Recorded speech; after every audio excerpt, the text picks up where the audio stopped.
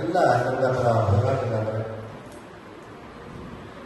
ಇದೆಲ್ಲ ವಿಚಾರಗಳನ್ನ ಒಬ್ಬರು ಸಂಕ್ಷಿಪ್ತವಾಗಿ ಹೇಳ್ತಾರೆ. ಯಾರು ನಮಗೆ ಹೇಳ್ತಾರೆ ಬಹುಶಃ ನಮಗೆಲ್ಲ ಮುಂದೆ ಹೋಗ್ತಾರೆ. ನಾವು ಯಾರನ್ನ ಪತ್ರಿಕಾಗೋಷ್ಠಿಗೆ ಬಹಳಷ್ಟು ಜನ ಕೇವಲ 5-6 ಜನಗಳನ್ನ ಬಿಟ್ಟರೆ ಮಾಧ್ಯಮಗಳು ಇದಕ್ಕೆ ಸಾಧ್ಯ. ಬಹಳ ನೋವಾಗುತ್ತೆ. ಬಂದಿರೋ ಬಗ್ಗೆ ನಾನು ಅಭಿನಂದನೆ. ಯಾವಾಗ ಬರ್ತಾರೆ? ಬಹುಶಃ ಯಾವಾಗ ಬರ್ತಾರೆ? ಏನು ಮುತ್ತಿಗೆ ಹಾಕಿ ಅಲ್ಲಿ ರಣರಂಗ ಹಾಕಿ 4 ಜನ ಮೈಲಿಂದ ಹಾಕಿ ನಾಟಿ ಚಾರ್ಜ್ ಆದಾಗ ಬಹಳಷ್ಟು ಮಾಧ್ಯಮದ ಬಿಟ್ಟು ಬರ್ತದೆ. ಯಾಕಂದ್ರೆ ನಾವು ಯಾರನ್ನ ಇಟ್ಕೊಂಡು ನಾವು ಹೋರಾಟವನ್ನು ಮಾಡಬೇಕು. ನಮ್ಗೇನಾದ್ರೂ ಸರ್ಕಾರ ಏನಾದರೂ ನಮಗೆ ಹಣ ಕೊಟ್ಬಿಟ್ಟು ನೀವು ಹೋರಾಟ ಮಾಡಿ ಅಂತ ಇದ್ದಾರೆ. ನಾನು ಶಿವರಾಮಯ್ಯ ಕೂಡ 1-2 ಸಾರಿ ಮುಖ್ಯಮಂತ್ರಿಗಳನ್ನ ಕೇಳಿದ್ದೀವಿ, ದ್ವಿಭಾಷಾ ಸೂತ್ರವನ್ನ ಕರ್ನಾಟಕದಲ್ಲಿ ಅಳವಡಿಸಿ, ಹಿಂದಿ ಹೇಳಲಿಕ್ಕೆ ಬೇಡ.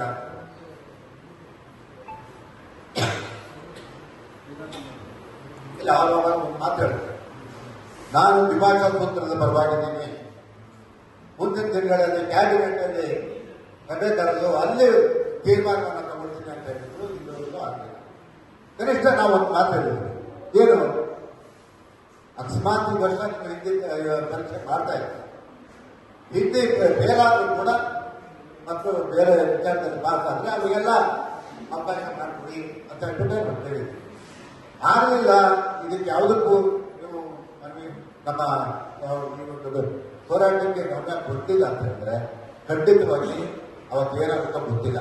ಯಾಕಂತ ಹೇಳಿದ್ರೆ ಎಲ್ಲ ಕನ್ನಡ ಪರ ಹೋರಾಟಗಾರರು ಇವತ್ತು ಹಿಂದಿಯ ವಿರುದ್ಧವಾಗಿದ್ದಾರೆ.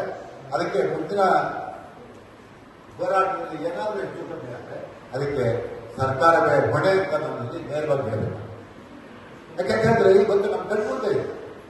ಅಲ್ಲ, ನೀವು ಪ್ರತಿ ಬಾರಿ ಹೇಳ್ತಾ ಇದ್ದಾರೆ ಏನು ದ್ವಿಭಾಷಾ ಸೂತ್ರಕ್ಕೆ ನಾವು ಸಿದ್ಧರಿದ್ದೀವಿ, ಅದರ ಪರವಾಗಿದ್ದೀವಿ ಅಂತ ಹೇಳುವಂತ ಮುಖ್ಯಮಂತ್ರಿಗಳು ಇವತ್ತು ಅದರ ಬಗ್ಗೆ ಚರ್ಚೆ ಇರ್ತಿಲ್ಲ ಅಂತಂದ್ರೆ ನಾವೇನ್ ಮಾಡಬೇಕು? ಏನಾದರೂ ಬೇಸಿ ಖಂಡಿಸ್ತಾ ಬೇಕಲ್ಲ, ಆ ಕೆಲಸ ಇವತ್ತು ನಾವು ಮಾಡಲೇಬೇಕು. ಹಾಗಾಗಿ ಯಾವುದೇ ಕಾರಣದಲ್ಲೂ ಕೂಡ ನಾವು ಹಿಂದಿ ಏರಿಕೆಯನ್ನ ಈ ಕರ್ನಾಟಕದಲ್ಲಿ ಒಪ್ಕೊಳ್ಳೋದಿಲ್ಲ. ಅಕಸ್ಮಾತ್ ಹಿಂದಿ ಕಲಿಸಿದ್ರೆ ಅಂತ ಹೇಳಿದ್ರೆ ಕಲಿಸಿ, ಆದ್ರೆ ಅದನ್ನ ಕಡ್ಡಾಯ ಮಾಡಕೂಡದು ಅಂತ ಸರ್ಕಾರವನ್ನು ಒತ್ತಾಯ ಮಾಡ್ತಾರೆ. ಇವತ್ತು ನಾವೆಲ್ಲರೂ ಸೇರಿ ಒಂದು ತೀರ್ಮಾನಕ್ಕೆ ಬರ್ತೀವಿ. ಏನು ನಮ್ಮ ಸರ್ಕಾರ ನಮ್ಮ ಏನು ಇವತ್ತು ಮನವಿಯನ್ನ ಪುರಸ್ಕಾರ ಮಾಡದಂದ್ರೆ ಪರಿಣಾಮ ಬೇರೆ ಆಗುತ್ತೆ. ಅದಕ್ಕೆ ಅವಕಾಶ ಕೊಡಬಾರ್ದು ಅಂತ ಹೇಳ್ಬಿಟ್ಟು ಸರ್ಕಾರದಲ್ಲಿ ಮತ್ತು ಮುಖ್ಯಮಂತ್ರಿಗಳಲ್ಲಿ ನಾನು ಮನವಿ ಮಾಡಿಕೊಳ್ತಾ ಇದ್ದೀನಿ. ಯಾಕೆಂತ ಹೇಳಿದ್ರೆ ಈಗಿರೋ ಸಬ್ಜೆಕ್ಟೇ ಜಾಸ್ತಿ ಆಗಿದೆ, ಅದ್ರ ಜೊತೆಗೆ ಹಿಂದಿ ಆಗ್ತದೆ. ನಮಗೆ ಸಂಪರ್ಕ ಭಾಷೆ ಏನು ಹಿಂದಿ ರಾಷ್ಟ್ರ ಭಾಷೆ ಅಲ್ಲ. ಹಿಂದಿ ಯಾವುದೇ ಭಾಷೆನೂ ರಾಷ್ಟ್ರ ಭಾಷೆ ಅಲ್ಲ. ಉತ್ತರ ಭಾರತದ ಜನ, ಕೇಂದ್ರ ಸರ್ಕಾರ ಮತ್ತೆ ಪ್ರಧಾನಮಂತ್ರಿ ಮೋದಿ ಅವರು ಇವತ್ತು ನಮ್ಮ ಮೇಲೆ ಹೇಳ್ತಾ ಇದ್ದಾರೆ. ಬಿಜೆಪಿ ಸರ್ಕಾರ ಬಲವಂತವಾಗಿ ಕರ್ನಾಟಕದಲ್ಲಿ ಹಿಂದಿಯನ್ನು ಹೇಳುವಂತ ಕೆಲಸ ಮಾಡ್ತಾ ಇದ್ದಾರೆ. ಇದನ್ನ ಕೈ ಬಿಡಬೇಕು ಅಂತ ಕೇಂದ್ರ ಸರ್ಕಾರವನ್ನು ಕೂಡ ನಾನು ಮನವಿ ಮಾಡ್ತೇನೆ. ಆಯಾ ರಾಜ್ಯಕ್ಕೆ ಬಿಡಿ, ಒಂದು ಸ್ಥಳೀಯ ಭಾಷೆ, ಇನ್ನೊಂದು ಸಂಪರ್ಕ ಭಾಷೆ, ಇದನ್ನು ನಾವು ಯಾಕೆ ವಿರೋಧ ಮಾಡಿಲ್ಲ. ಅದು ಹಿಂದೆ ಯಾಕೆ ಹೇಳ್ತಾ ಇದ್ದಾರೆ? ಅದಕ್ಕೆ ಇಲ್ಲಿರುವಂತಹ ಮುಖ್ಯಮಂತ್ರಿಗಳು, ರಾಜಕಾರಣಿಗಳು ಕೂಡ ಅದರ ಬಗ್ಗೆ ಚಿಂತನೆಯನ್ನ ಮಾಡಿ ಕನ್ನಡ ಹೋರಾಟಗಾರರ ಹೋರಾಟಕ್ಕೆ ಗೌರವ ಮತ್ತು ಬೆಲೆಯನ್ನು ಕೊಡಬೇಕು, ಆ ನಿಟ್ಟಿನಲ್ಲಿ ಕೆಲಸ ಮಾಡಬೇಕು ಅಂತೇಳಿ ಸರ್ಕಾರವನ್ನು ಒತ್ತಾಯ. ನಮ್ಮ ತನವನ್ನ ಉಳಿಸಿಕೊಳ್ಳದಲ್ಲಿ ರಾಜಕೀಯವನ್ನ ಅನುಸರಿಸ್ತಾ ಇದ್ದಾರೆ ಮಾನ್ಯ ಸಿದ್ದರಾಮಯ್ಯನವರು. ನಾವು ಕನ್ನಡವನ್ನು ರಕ್ಷಣೆ ಮಾಡೋ ಕಡೆಗೆ ನಾವು ನಿರ್ಧಾರವನ್ನು ತಗೋಬೇಕಂತ ಹೇಳಿ ಸ್ನೇಹಿತರೆ, ಇಲ್ಲಿಯ ಕೇಂದ್ರದ ಸರ್ಕಾರ ಏನಿದೆ ಅವರ ಉದ್ದೇಶ ಒಂದೇ, ಹಿಂದೂಸ್ತಾನ್, ಹಿಂದುತ್ವ, ಹಿಂದಿ, ಈ 3 ಅಜೆಂಡಾಗಳನ್ನ ಇಟ್ಟುಕೊಂಡು ಅವರು ದಕ್ಷಿಣದ ರಾಜ್ಯಗಳ ಮೇಲೆ ಬಲವಂತವಾಗಿ ಹಿಂದಿಯನ್ನ ಏರ್ಲಿಕ್ಕೆ ಕೆಲಸ ಮಾಡ್ತಾ ಇದ್ದಾರೆ. ನೋಡಿ, ನಮ್ಮ ಮಕ್ಕಳು 1,42,000 ಜನ ಕಳೆದ ಎಕ್ಸಾಮಿನೇಷನ್ ನಲ್ಲಿ ಫೇಲ್ಯೂರ್ ಆಗಿದೆ. ಈಗ ಅವರು 1 ವರ್ಷದ ಭವಿಷ್ಯ ಏನ್ ಮಾಡೋದು? ಒಂದೇ ಪ್ರಶ್ನೆ, ಸಿಂಪಲ್ ಆಗಿ. ದಿಲ್ಲಿಯಲ್ಲಿರೋರು, ಉತ್ತರ ಪ್ರದೇಶದವರು ಕನ್ನಡ ಕಲಿತಾರ ಅಥವಾ ದಕ್ಷಿಣದ ದ್ರಾವಿಡ ಭಾಷೆಗಳನ್ನು ಯಾವ್ದಾದ್ರು ಕಲಿತಾರ ಹಿಂದಿ ಜೊತೆಗೆ? ಇಲ್ಲ. ಅವ್ರು 2 ಭಾಷೆ ಅವ್ರ ಮಕ್ಕಳಿಗೆ ಕಲಿಸ್ತಾರೆ. ನಾವ್ಯಾಕೆ 3 ಭಾಷೆ ಕಲಿಸ್ಬೇಕು ನಮ್ಮ ಮಕ್ಕಳಿಗೆ? ನಮಗೆ ಇಚ್ಛೆ ಇದ್ರೆ 4 ಅಲ್ಲ 10 ಭಾಷೆ ಕಲಿತೀವಿ. ಆದ್ರೆ ಏರಿಕೆ ಮಾತ್ರ ಯಾವುದೇ ಕಾರಣಕ್ಕೆ ಒಪ್ಪುವುದಿಲ್ಲ. ಏರಿಕೆಯನ್ನ ತೆಗಿಬೇಕು. ಈಗೇನು 1,42,000 ಜನ ಮಕ್ಕಳು ಫೇಲ್ಯೂರ್ ಆಗಿದ್ದಾರೆ. ಅದಕ್ಕೆ ಸರ್ಕಾರ ಹೊಣೆ. ಈ ಹೊಣೆಗಾರಿಕೆಯನ್ನು ಹೊತ್ತು ಕರ್ನಾಟಕದ ಸಿದ್ದರಾಮಯ್ಯ ಸರ್ಕಾರ ಈ ಏರಿಕೆಯನ್ನ ತತ್ಕ್ಷಣದಿಂದ ಹಿಂದಕ್ಕೆ ಪಡಿಬೇಕು.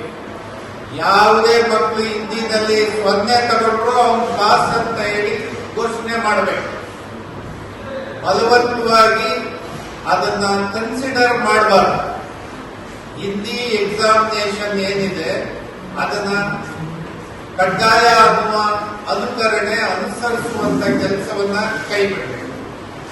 ಈ ದಿಕ್ಕಿನಲ್ಲಿ ನಮಗೆ ಹಿಂದಿಯ ಅವಶ್ಯಕತೆ ಬೇಕಿದ್ರೆ ಕಲ್ತ್ಕೊಂತೀವಿ, ಬೇಡದೇ ಇದ್ರೆ ಬಿಡ್ತೀವಿ. ಆದ್ರೆ ಶಿಕ್ಷಣದಲ್ಲಿ ಕಡ್ಡಾಯವಾಗಿ ಏರುವಂತದ್ದನ್ನ ನಾವು ಕಡ್ಡಾಯವಾಗಿ ತಿರಸ್ಕಾರ ಮಾಡ್ತೀವಿ. ಇದನ್ನ ಸರ್ಕಾರಕ್ಕೆ ಎಚ್ಚರಿಕೆ ಕೊಡ್ತಾ ಇದ್ದೀವಿ. ಯಾವುದೇ ಕಾರಣಕ್ಕೆ ಏರಿಕೆ ಸರಿಯಿಲ್ಲ, ಇದನ್ನು ಕೈ ಬಿಡಬೇಕು. ಈಗ ಕನ್ನಡವೂ ಕೂಡ ರಾಷ್ಟ್ರೀಯ ಭಾಷೆ. ಏನು ಭಾರತ ದೇಶದಲ್ಲಿ 15 ಭಾಷೆಗಳು ರಾಷ್ಟ್ರೀಯ ಭಾಷೆಗಳು ಅಂತ ಹೇಳಿ ತೀರ್ಮಾನ ಆಗಿದೆ. ಹಿಂದಿ ಒಂದೇ ರಾಷ್ಟ್ರೀಯ ಭಾಷೆ ಅಲ್ಲ. ಆ ಕಾರಣಕ್ಕೆ ನೀವು ಕಲಿಯೋದಾದ್ರೆ ನೀವು ಕನ್ನಡ ಕಲೀರಿ, ಆಮೇಲೆ ನಾವು ಹಿಂದಿ ಕಲಿಯ. ಶಿವರಾಮೇಗೌಡರು ಮಾತಾಡ್ತಾರೆ. ನಮಸ್ಕಾರ ಎಲ್ಲರಿಗೂ. ಬಹಳಷ್ಟು ಜನ ಹಿಂದಿ ಹೇರಿಕೆ ವಿರೋಧ. ಹಿಂದಿ ಹೇರಿಕೆ ಅಲ್ಲ, ಇದರ ಪರಿಣಾಮ ಏನು ಅನ್ನೋದನ್ನ ನಾವು ಮೊದಲು ಅನಿಸ್ಬೇಕಾಗಿದೆ. 1,45,000 ಜನ ವಿದ್ಯಾರ್ಥಿಗಳು ನಮ್ಮಲ್ಲಿ ಹಿಂದಿಯಲ್ಲಿ ನಪಾಸ್ ಆದ ಕಾರಣ, ಉತ್ತೀರ್ಣ ಆಗದೇ ಇರೋ ಕಾರಣ ಜಾಣಗಾರ ಹೇಳಿದಂತೆ ಬಿಹಾರಿ ಮತ್ತು ಹಿಂದಿ ಭಾಷೆ ಕಲಿತಾರೆ. ಈ ಬಿಹಾರಿ ಹಿಂದಿಗಳು ಅವು ಹಿಂದಿ ಭಾಷೆಯಲ್ಲಿ ಪರ್ಸೆಂಟೇಜ್ ಜಾಸ್ತಿ ಬಂದಕ್ಕೆ ನಮ್ಮಲ್ಲಿ ಇರ್ತಕ್ಕಂಥವ್ರು ಹಿಂದಿ ಫೇಲ್ ಲಕ್ಷಾಂತರ ಜನ ಆಗಿದ್ದೀವಲ್ಲ, ನಾವು ಅಲ್ಲಿ ಬಹಳ ಹಿಂದೆ ಉಳಿತೀವಿ ಅನ್ನೋದನ್ನ ಹೋಗ್ಬೇಕು. ಯಾವುದೇ ಪೈಪೋಟಿ ಇರ್ತಕ್ಕಂಥ ಹುದ್ದೆಗಳು ನಮಗೆ ಸಿಗೋದಿಲ್ಲ. ಅಂದ್ರೆ ನಮ್ಮ ಬದುಕಿನ ಪ್ರಶ್ನೆ ಸರ್. ನಮ್ಗೆ ಉದ್ಯೋಗಗಳು ಯಾವುದೂ ಸಿಗಲ್ಲ. ಇದನ್ನ ಕನ್ನಡಿಗರು ಅನ್ಕೋಬೇಕು. ಯಾಕೆ ನಾವು IAS, IPS ಮತ್ತು ಕೇಂದ್ರ ಸರ್ಕಾರಿ ಕಚೇರಿಗಳಲ್ಲಿ ಕನ್ನಡಿಗರಿಲ್ಲ ಅಂದ್ರೆ ಈ ದುರಂತದಿಂದ. ಹಿಂದಿ ಏರಿಕೆ ಅದೆಲ್ಲ ಬಲವಂತ ಏರಿಕೆ ಅಂತ ನಾವೆಲ್ಲ ಖಂಡಿಸ್ಬೋದು, ಹೋರಾಟ ಮಾಡಿ. ಆದ್ರೆ ನಮ್ಮ ಭವಿಷ್ಯದ ನಾವು ಏನು ಖಂಡಿಸ್ಬೋದು? ನಮ್ಗೆ ಅನ್ನದ ಹಕ್ಕನ್ನ ಕಿತ್ಕೋತಾರಲ್ಲ, ಅನ್ನದ ಹಕ್ಕನ್ನ ಕಿತ್ಕೊಳ್ಳೋದು ನಾವು ಜನಗಳಿಗೆ ಅರಿವನ್ನು ಬಹಳಷ್ಟು ತಿಳಿಸ್ಬೇಕಾದ್ರೆ, ಈಗಾಗಲೇ ನಮ್ಮ ಶತ್ರುಗಳು ಆ ಕಾಲದಿಂದನೂ ವಲ್ಲಭ ಶಕ್ತಿ ಆಗಿರ್ಬೋದು, ಇನ್ನೊಬ್ಬ ಆಗಿರ್ಬೋದು, ಎಲ್ಲ ಹಿಂಗೆ ಇದ್ದಾರೆ. ಹಂಗೆ ಇವತ್ತು ಸಹ ಹಿಂದಿ ಶಿಕ್ಷಕರು ಅಂತಕ್ಕಂಥವ್ರು ಈ ಕನ್ನಡದ ಮಕ್ಕಳ ಭವಿಷ್ಯವನ್ನ ಕತ್ತಿಸುವ ಕೆಲಸ ಮಾಡ್ತಿದ್ದಾರೆ. ಇದು ಗಂಭೀರವಾದ ವಿಷಯ. ಹಿಂದಿ ಶಿಕ್ಷಕರು ಶಾಲೆಗಳಲ್ಲಿ ಹಿಂದಿಯಿಂದ ತೊಂದರೆ ಇಲ್ಲ ಅಂತಕ್ಕಂಥ ಪೋಷಕರಿಂದ ಬಲವಂತ ಲೆಕ್ಕ ಪಡೆಯೋದು, ಹಿಂದಿ ಶಿಕ್ಷಕರ ಭವಿಷ್ಯ ಹಾಳಾಗುತ್ತೆ ಸುಳ್ಳು ಹೇಳೋದು, ಲಕ್ಷಾಂತರ ಜನ ಕನ್ನಡದ ಮಕ್ಕಳ ಭವಿಷ್ಯ ಹಾಳಾಗ್ತದೆ ಅನ್ನೋದನ್ನ ಮನೆ ಮಾತನಾಡೋದು, ಇದು ಬಹಳ ಗಂಭೀರವಾದ ವಿಷಯ. ಈ ನಿಟ್ಟಿನಲ್ಲಿ ನೋಡಿ, ನಾವು ಹೇಳ್ತೀವಿ ದಕ್ಷಿಣ ಭಾರತದಲ್ಲಿ ಬಹಳ ಪ್ರಭಾವವಾಗಿ ಕೆಲಸಗಳು ನಡೀತಿದೆ ಪ್ರಾದೇಶಿಕ ಭಾಷೆ ಉಳಿಸ್ಕೊಳ್ಳೋದು. ಅದ್ಯಾಕೋ ನಮ್ಮ ಕರ್ನಾಟಕದ ಸರ್ಕಾರ, ಕನ್ನಡಿಗರ ಕೈಲಿರ್ತಕ್ಕಂಥ ಸರ್ಕಾರ ಯಾವ ಅಸಡ್ಡೆ ಮಾಡಿದ್ದೇ ಗೊತ್ತಿಲ್ಲ. ಮಹಾರಾಷ್ಟ್ರದಲ್ಲಿ ಹಿಂದಿ ಬಲವಂತವನ್ನು ತಂದಾಕಿದ್ರು. ನಿನ್ನೆ ನೀವು ಕೇರಳದ ಮಲಯಾಳಂ ವಿಧಾನಸಭೆಯಲ್ಲಿ ರಾಜ್ಯಪಾಲರ ಅಂಕಿತ ಬಿದ್ದಿದೆ, ಮಲಯಾಳಂ ಅಧಿಕೃತ ಭಾಷೆ, ಇನ್ಯಾವುದೂ ಇಲ್ಲ. ಕನ್ನಡ ತಮಿಳು ಆಯಾ ಪ್ರದೇಶಕ್ಕೆ ಸ್ವಲ್ಪ ಧಕ್ಕೆ ಅಂತ ನೋಡ್ಕೊತೀವಿ. ಈ ಒಂದು ನಿರ್ಣಯ ಮಾಡ್ತೀವಿ ಸರ್. ನಿನ್ನೆ ಕೇರಳ ಗೌರ್ನರ್ ಅದಕ್ಕೆ ಅಂಕಿತ ಹಾಕಿದ್ದಾರೆ. ಇನ್ನು ತಮಿಳುನಾಡಲ್ಲಿ ಬಹಳ ಭಿಕ್ಷಕ್ಕೆ ಆಗೋದಿಲ್ಲ. ನಾವು ಹಿಂದಿ ಪರವಾಗಿರುತ್ತೆ ಅಂತ ನಾವು ಆಯ್ಕೆ ಮಾಡ್ತೀವಿ. ಹಿಂದಿಲಿ ಅರ್ಕಲ್ ಮಕ್ಕಳು ಹಿಂದಿ ಮಾಡೋದ ರಾಜಧಾನಿನೆಲ್ಲ ಕನ್ನಡದ ಮಕ್ಕಳನ್ನ ಆಯ್ಕೆ ಮಾಡ್ತೀವಿ. ಇವರಿಂದ ನಾವು ಹಿಂದಿ ಏರಿಕೆ ಹೆಂಗೆ ತೆಗೆದಿಡಬಹುದು? ಈ ಎಲ್ಲ ದುರಂತಗಳ ಮಧ್ಯೆ ನಾವು ಕನ್ನಡ ಮಕ್ಕಳ ಭವಿಷ್ಯದ ಬಗ್ಗೆ ಯಾರೂ ಗಂಭೀರವಾಗಿ ಚಿಂತನೆ ಮಾಡಿದ್ರೆ ಮುಂದೊಂದು ದಿನ ಕನ್ನಡದ ಮಾಧ್ಯಮಕ್ಕೂ ಇದು ಕುತ್ತಾಗುತ್ತೆ. ಇಂಥ ವಿಷಯಗಳನ್ನ ಮಾಧ್ಯಮದವರು ಬಹಳ ದೊಡ್ಡ ಮಟ್ಟದಲ್ಲಿ ತಗೊಂಡು ನಮಗೆ ಸಹಕಾರ ಕೊಟ್ಟರೆ ಕನ್ನಡ ಮಾಧ್ಯಮವೂ ಸಹ ಉಳಿತದೆ ಅಂತಕ್ಕಂಥ ಮಾತನ್ನ ತಿಳಿಸಕ್ಕೆ ಇಷ್ಟಪಡ್ತೀನಿ. ಯಾಕಂದ್ರೆ ಕನ್ನಡವೇ ಇಲ್ಲ ಅಂದ್ರೆ ಕನ್ನಡ ಮಾಧ್ಯಮ ಇಲ್ಲಿರುತ್ತೆ. ಆ ನಿಟ್ಟಿನಲ್ಲಿ ಹಿಂದಿಯಿಂದ ಬಹಳಷ್ಟು ದೊಡ್ಡ ಆತಂಕ ಕರ್ನಾಟಕಕ್ಕೆ ಕನ್ನಡಿಗರಿಗೆ ಇದೆ. ಅದನ್ನ ಸರಿ ಮಾಡ್ಕೋಬೇಕು ಅಂದ್ರೆ ಏನು ಹಿಂದಿ ಏರಿಕೆ ವಿರೋಧಿ ಕರ್ನಾಟಕ ಇದೆಯಲ್ಲ, ಅವ್ರು ಮಾಡ್ತಕ್ಕಂಥ SSLC ಪರೀಕ್ಷೆಯಲ್ಲಿ ಹಿಂದಿಯನ್ನ ಕಡ್ಡಾಯ ಮಾಡಬಾರ್ದು, ಹಿಂದಿನ ರದ್ದು ಮಾಡಬೇಕು ನಾವು ಒತ್ತಾಯ. ಅದ್ರ ಜೊತೆಗೆ ರಾಜ್ಯ ಸರ್ಕಾರವು ಸಹ ದ್ವಿಭಾಷಾ ನೀತಿಯನ್ನ ಸಭೆಗಳು ದಿನ ತೆಗೆದುಕೊಂಡು ಮನೆಗೆ ಹೋಗೋ ಬಂದು ತಮ್ಮ ನಿಷ್ಠೆನ ಕನ್ನಡಕ್ಕೆ ಸ್ವಲ್ಪ ನಾವು ತೋರಿಸಬೇಕು, ನಾವು ಒತ್ತಾಯವನ್ನು ಹಾಕಬೇಕು ಅಂತೇಳಿ ನನ್ನ ಅನಿಸಿಕೆಗಳನ್ನ ತಿಳಿಸಕ್ಕೆ ಇಷ್ಟಪಡ್ತೀನಿ. ನಮಸ್ಕಾರ. ಈಗಾಗಲೇ ಹಿರಿಯರಾದ ಗಾಂಧಿ ವಿಕ್ರಮಣ್ಣವರು, ಸಾರಾ ಗೋವಿಂದಣ್ಣವರು, ಕೋಡಿಹಳ್ಳಿ ಚಂದ್ರಶೇಖರಣ್ಣವರು, ಶಿವರಾಮೇಗೌಡರು ಎಲ್ಲ ವಿಚಾರಗಳನ್ನ ಹೇಳಿದ್ದಾರೆ. ಏನೇ ನನ್ನ ಹೆಸರು ನೆಲ ರಾಮಪ್ರಸಾದ್ ಗೌಡ ಅಂತೇಳಿ, ರಾಜ್ಯಾಧ್ಯಕ್ಷರು ಯುವ ಕನ್ನಡಿಗರ ಸೇನೆ. ಏನಿವತ್ತು ಹಿಂದಿ ಏರಿಕೆ ವಿರೋಧಿ ಕರ್ನಾಟಕ ವತಿಯಿಂದ ಈ ಒಂದು ಪತ್ರಿಕಾಗೋಷ್ಠಿ ನಡೆಸ್ತಾ ಇದ್ದೀವಿ. ಇದಕ್ಕೆ ಇಷ್ಟೇ ವಿಚಾರ, ಭಾರತದ ಒಕ್ಕೂಟ ವ್ಯವಸ್ಥೆಯಲ್ಲಿ ಆಯಾ ಪ್ರಾದೇಶಿಕ ರಾಜ್ಯಗಳಲ್ಲಿ ಪ್ರಾದೇಶಿಕ ಭಾಷೆಯೇ ಅಧಿಕೃತವಾದ ಭಾಷೆ. ಆ ನಿಟ್ಟಿನಲ್ಲಿ ಕರ್ನಾಟಕದಲ್ಲಿ ಕನ್ನಡವೇ ಅಧಿಕೃತ ಭಾಷೆ. ಏನು ಉತ್ತರ ಭಾರತದ ರಾಷ್ಟ್ರೀಯ ಪಕ್ಷಿಗಳು ಅವರ ಬೇಳೆನ ಬೇಯಿಸ್ಕೊಳ್ಳಿಕ್ಕೆ, ಅವರ ಪಾರುಪತ್ಯನ ಆಳ್ಲಿಕ್ಕೆ ಈ ದಕ್ಷಿಣ ಭಾರತದ ರಾಜ್ಯಗಳ ಮೇಲೆ ಹಿಂದಿನ ಬಲವಂತವಾಗಿ ಎಲ್ಲಾ ಕ್ಷೇತ್ರಗಳನ್ನು ಏರಿಕೆ ಮಾಡ್ತಾ ಇದ್ದಾರೆ. ಅದನ್ನ ಖಂಡಿಸಿ ಇವತ್ತು ಪತ್ರಿಕಾಗೋಷ್ಠಿನ ನಡೆಸ್ತಾ ಇರುವಂತದ್ದು. ರಾಜಕಾರಣಿಗಳು ತಮ್ಮ ಬೇಳೆನ ಬೇಯಿಸಿಕೊಳ್ಳಿಕ್ಕೆ ಕನ್ನಡಿಗರ ಭಾವನೆಯನ್ನ ಬಳಸ್ಕೋಬಾರದು. ಏನಿವತ್ತಿನ ದಿನ ಕರ್ನಾಟಕ ರಾಜ್ಯದ ಮುಖ್ಯಮಂತ್ರಿಗಳಾದ ಸಿದ್ದರಾಮಯ್ಯ ಅವರಿದ್ದಾರೆ. ಅವರು ಕನ್ನಡ ರಾಮಯ್ಯವರಾಗಿ ಇನ್ನೂ ಉಳಿಬೇಕು ಅನ್ನೋ ಆಸೆ ಅವರಾಗಿದ್ರೆ ಈ ಕೂಡಲೇ ಕರ್ನಾಟಕದಲ್ಲಿ ದ್ವಿಭಾಷಾ ನೀತಿನ ಜಾರಿಗೊಳಿಸ್ತೀನಿ ಅಂತ ಬರೀ ಮಾತಲ್ಲಿ ಹೇಳೋದಲ್ಲ, ಈ ಕೂಡಲೇ ಜಾರಿಗೊಳಿಸಬೇಕು. ಕೇವಲ ಕನ್ನಡದ ಭಾಷೆಗೆ ಭಾಷಣಕ್ಕೆ ಬಳಸಿಕೊಂಡಿಲ್ಲ, ಪ್ರಾಮಾಣಿಕವಾಗಿ ಕನ್ನಡದ ಅಭಿಮಾನನ ತೋರಬೇಕು. ಇವತ್ತೇನೆಲ್ಲ ಹಿರಿಯರು ನಿರ್ಧಾರ ಮಾಡಿದ್ದಾರೆ, ಈ ಕೂಡಲೇ ನಮ್ಮ ಏನು ಮನವಿ ಇದೆ ಅದನ್ನು ಅವರು ಪರಿಗಣಿಸ್ತಿಲ್ಲ ಅಂದ್ರೆ ಮುಂದೆ ಆಗುವಂತ ಅನಾಹುತಕ್ಕೆ ನೇರ ಕಾರಣ ರಾಜ್ಯ ಸರ್ಕಾರ, ಮುಖ್ಯಮಂತ್ರಿಗಳೇ ಆಗಿರ್ತಾರೆ. 30ನೇ ತಾರೀಕು ನಾವು ಪರೀಕ್ಷಾ ಕೇಂದ್ರಗಳಿಗೆ ನುಗ್ತೀವಿ ಅಂತ ಹೇಳ್ತಾ ಇದೀವಿ. ಆ ತೀವ್ರತೆ ತಮ್ಮ ಸರ್ಕಾರಕ್ಕೆ ದೊಡ್ಡ ಮಟ್ಟದ ಹೊಡೆತ ಆಗೋದ್ರಲ್ಲಿ ಯಾವುದೇ ರೀತಿಯಾದಂತ ಅನುಮಾನ ಇಲ್ಲ. ಆ ನಿಟ್ಟಿನಲ್ಲಿ ಯುವ ಕನ್ನಡಿಗರ ಸೇನೆ ಎಲ್ಲ ಹಿರಿಯರು ಮಾಡ್ತೀವಿ. ಈ ಕೂಡಲೇ ತಾವುಗಳು ಈ ಒಂದು ಗಣನೆಯನ್ನ ಪರಿಗಣಿಸಿ ದ್ವಿಭಾಷಾ ನೀತಿನ ಮತ್ತೆ ಹಿಂದಿ ಏರಿಕೆಯನ್ನ ವಿರೋಧನ ತಾವು ಈ ಕೂಡಲೇ ಹತ್ತಿಕ್ಬೇಕು ಮತ್ತೆ ಜಾರಿಗೊಳಿಸಬೇಕು ಅಂತ ಹೇಳಿ ನನ್ನ ಮಾತನ್ನ ಮುಗಿಸ್ತೀನಿ. ನಮಸ್ಕಾರ. ಹಿಂದಿ ಏರಿಕೆ 5-6 ದಶಕಗಳಿಂದ ಇದೆ, ಆದರೆ ಈಗ ತೀವ್ರಗೊಳ್ತಾ ಇದೆ.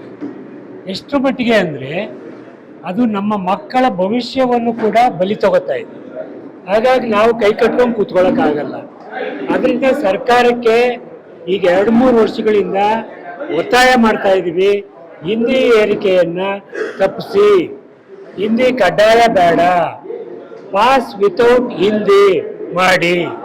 ಇಲ್ವಾ ಮುಂದೆ ನಡೆಯಲಿರುವಂಥ 30ನೇ ತಾರೀಕು ನಡೆಯುವ ಹಿಂದಿ ಪರೀಕ್ಷೆಗೆ ಹಾಲ್ಗೆ ನಾವು ನುಗ್ತೀವಿ, ಆ ಪರೀಕ್ಷೆಗೆ ತಡೆ ಒಡ್ತೀವಿ. ನಮ್ಮ ಮಕ್ಕಳು ಹಿಂದಿಯಿಂದಾಗಿ ತಮ್ಮ ಭವಿಷ್ಯ ಹಾಳು ಮಾಡ್ಕೋಬಾರ್ದು. ಮತ್ತು ಕರ್ನಾಟಕದ ಭಾಷೆ ಸಾರ್ವಭೌಮ ಭಾಷೆ ಕನ್ನಡವಾಗಿರ್ಬೇಕು ಹೊರತು ಹಿಂದಿ ಅಲ್ಲ.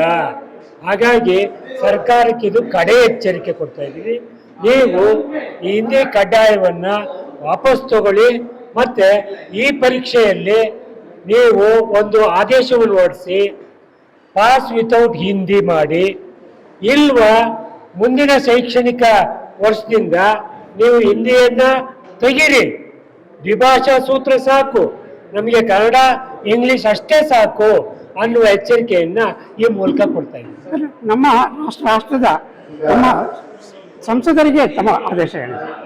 ಸಂಸದರು, ರಾಜಕಾರಣಿಗಳು ಇವರೆಲ್ಲರೂ ಮಹಾ ಸ್ವಾರ್ಥಿಗಳು. ಕರ್ನಾಟಕದ ರಾಜಕಾರಣಿಗಳು ಇನ್ಕ್ಲೂಡಿಂಗ್ ಶಾಸಕರು, ಸಂಸದರು, ಮಂತ್ರಿಗಳು, ಮುಖ್ಯಮಂತ್ರಿಗಳು ಎಲ್ಲರೂ ಅದೇ ಹಾದಿಯಲ್ಲಿ ಹೋಗ್ತಾವ್ರೆ. ಆ ಹಿಂದಿ ಸಾಮ್ರಾಜ್ಯಶಾಹಿ ಏನಿದೆ ಅದರ ಗುಲಾಮರಾಗಿ ಕೆಲಸ ಮಾಡ್ತಾವ್ರೆ. ಇವಾಗಲೂ ಕೂಡ ನಮ್ಮ ಸಂಸದರಿಗೆ ಅವ್ರು BJP ಅವರಾಗಲಿ, ಕಾಂಗ್ರೆಸ್ನವರಾಗಿರಲಿ, JDSನವರಾಗಲಿ ಅವ್ರಿಗೆ ಎಚ್ಚರಿಕೆ ಕೊಡ್ತಾ ಇದ್ದೀವಿ. ಮುಂದೆ ಆದರೂ ನೀವು ಸಂಸತ್ನಲ್ಲಿ ಈ ಹಿಂದಿ ಏರಿಕೆ ವಿರುದ್ಧ ಧ್ವನಿ ಎತ್ತಲಿಲ್ವಾ ನೀವು ರಾಜಧಾನಿ ಬೆಂಗಳೂರಿಗೆ ನೀವು ಬರೋದಕ್ಕೆ, ಪ್ರವೇಶ ಮಾಡೋದಕ್ಕೆ ನಾವು ಅಡ್ಡಿ ಮಾಡ್ತೀವಿ ಅನ್ನುವ ಎಚ್ಚರಿಕೆಯನ್ನು ಕೂಡ ಅವ್ರಿಗೆ ಕೊಡ್ತಾ ಇದ್ದೀವಿ.